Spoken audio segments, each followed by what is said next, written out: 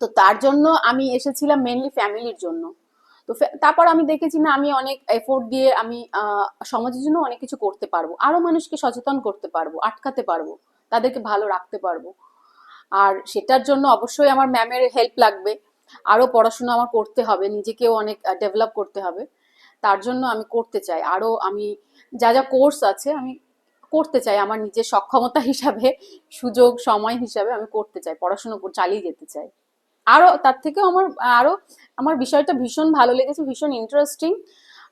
যেটা আমি এতদিন যা পড়াশোনা করেছি এর এই যে ধারাবাহিকতা পড়ার, এর বাইরে এইটা আমি খুব ভালো লেগেছে।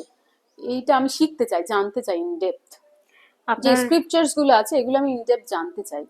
আপনার এই জানার ইচ্ছা বা এই যে যে ইচ্ছাটা আপনার মধ্যে তৈরি হয়েছে, সত্যি একে রেসপেক্ট জানাই। আর এই যে যে কথাটা আপনি বললেন